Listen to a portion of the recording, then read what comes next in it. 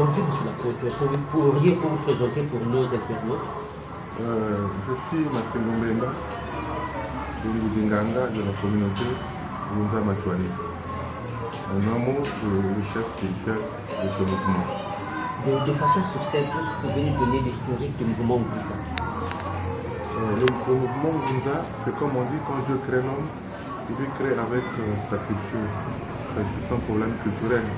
Et l'homme, au départ, dans ce qui nous concerne, croyait en Dieu, croyait à ce principe que nous appelons Nzambian Pungukulenge. Donc quand Dieu nous crée, il nous crée avec notre religion. Et le Ngunza, ce n'est pas quelque chose qui a été créé par les uns ou par les autres, mais c'est un mouvement qui est né avec l'homme dans notre secteur. Et quels sont les pionniers du mouvement Ngunza?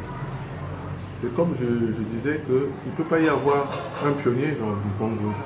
Mais il y a eu des pionniers puisque le mouvement en lui-même existe à travers les hommes et les femmes.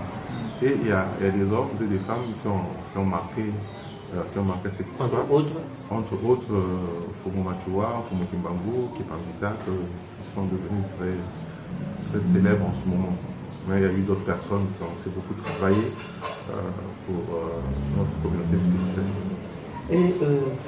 Et chez les catholiques, enfin chez les chrétiens, leur livre sacré c'est la Bible.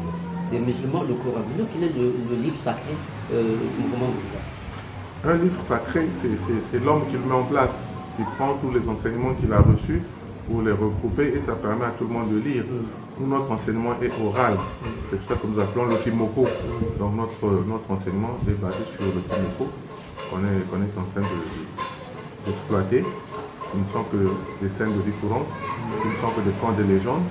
En gros, c'est la morale et l'éthique.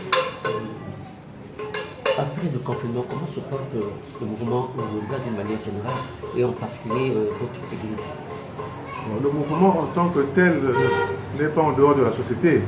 Le confinement, c'est un problème qui regarde tout le monde. Et en ce qui nous concerne, vous avez remarqué que le système informel marche plus que le système formel. Et quand quelqu'un est confiné, vous voyez les conséquences que ça peut engendrer parce que les gens ne vivent que de l'informel. Un taximan, quand il est bloqué chez lui, il ne peut pas vendre. Une maman qui, quand elle est bloquée chez elle, ne peut pas faire ses courses parce qu'on n'a pas de provisions à la maison.